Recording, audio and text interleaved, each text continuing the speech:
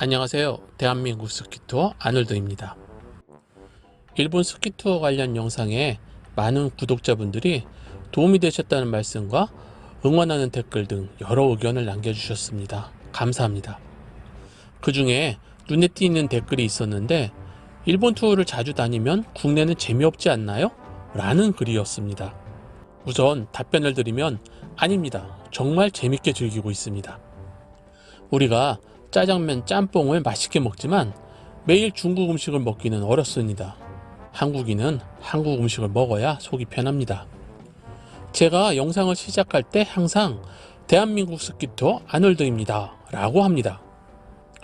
저 또한 한국에서 살고 있는 대한민국 스키장을 사랑하는 1인입니다. 국뽕이 아니고 분명한 이유가 있습니다.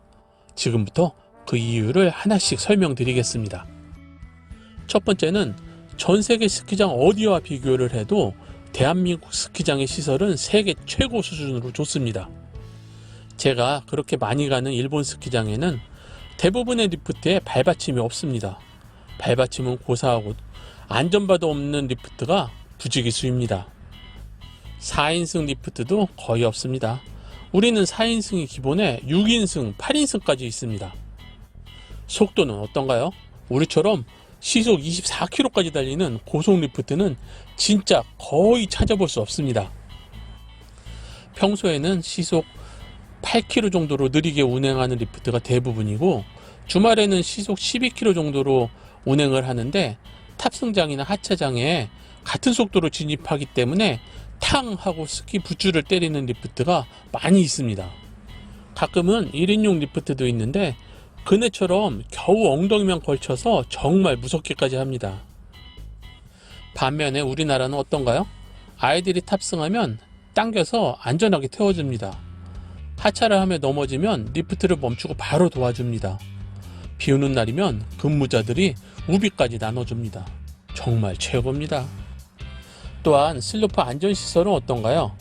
예전에 안타까운 사망사고도 있었지만 이제는 2중, 3중으로 안전패스를 둘러서 슬로프를 뚫고 나가는 사고는 거의 없습니다. 일본은 어떨까요? 기본적으로 펜스가 없습니다. 그냥 빨대줄 같이 주황색 줄이 진입을 막고 있습니다. 이는 위험하니 진입하지 말라는 경고일 뿐입니다. 만약 초보자가 내려가다 실수로 구줄을 넘어가 사고가 난다면 모든 책임은 본인에게 있고 어떤 보상도 받을 수 없습니다. 슬로프 옆에서 들어갈 수 있는 트리던 지역에서 사고가 나면 구조 요청을 통해서 나올 수 있지만 이 또한 유료입니다. 우리나라는 상급 코스에서 무서워서 안절부절 내려가는 초급자가 발견되면 어느새 두세 명의 페트롤분이 짠 나타나서 도움을 줍니다.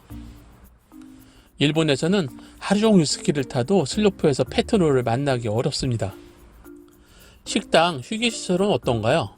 물론 주말같이 사람이 많은 경우는 이용에 불편을 겪지만 대부분이 호텔 수준의 인테리어와 접객을 하고 있습니다. 물론 가격은 조금 비싸긴 하죠. 일본은 우리처럼 훌륭한 시설을 갖춘 곳을 거의 찾기 어렵습니다. 그냥 우리나라 고속도로 휴게소 정도 생각하시면 적절한 비유일 것 같습니다. 그나마 동선도 불편하고 주말이면 혼잡하고 주중에는 오픈하지 않는 곳도 많습니다. 그래서 햇빛이 좋은 날이면 주차장에 둥글게 모여서 도시락을 먹는 일본인들을 많이 볼 수 있습니다. 슬로프에서의 동선 또한 우리나라가 최고입니다.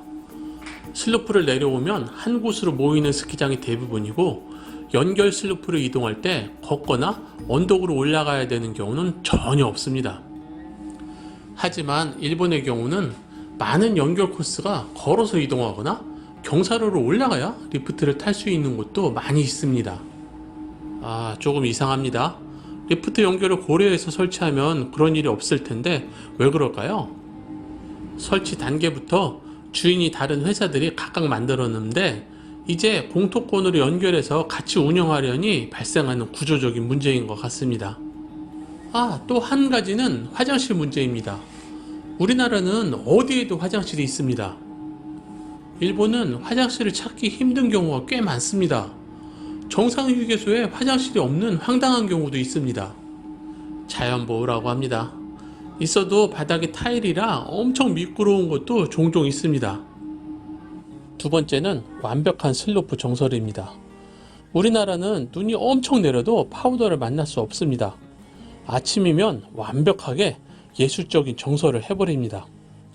유일한 비정설 사면이라면 모골 코스 정도입니다.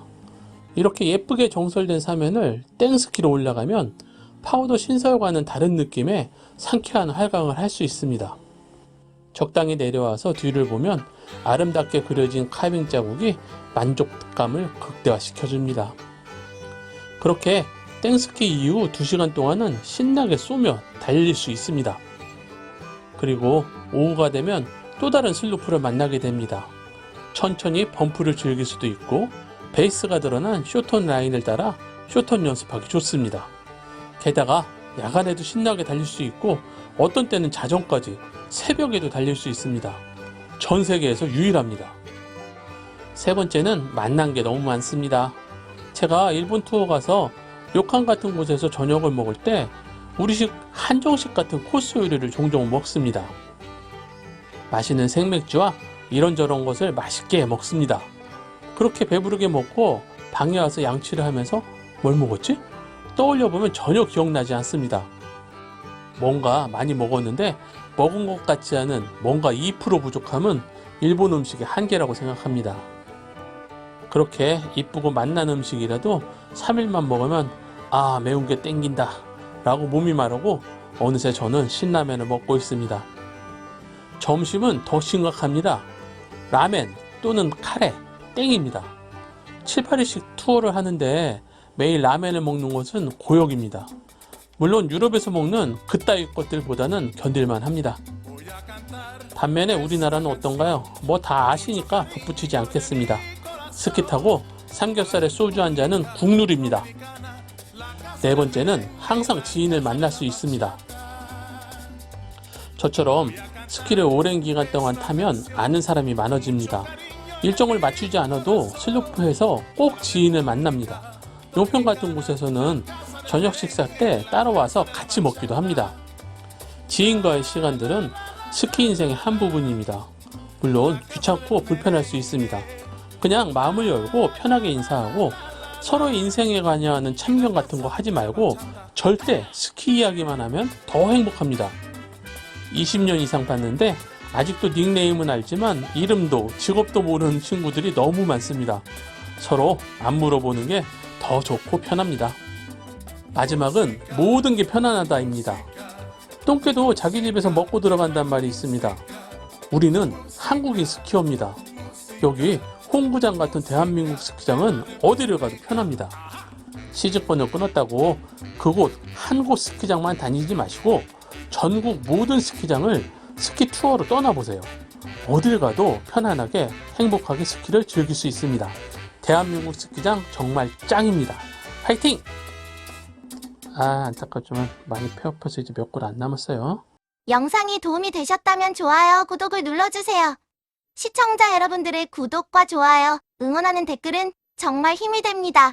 그런데요, 마음에 상처 주는 악플은 정중하게 사양해요. 은성이가 잉잉잉 하고 울어요.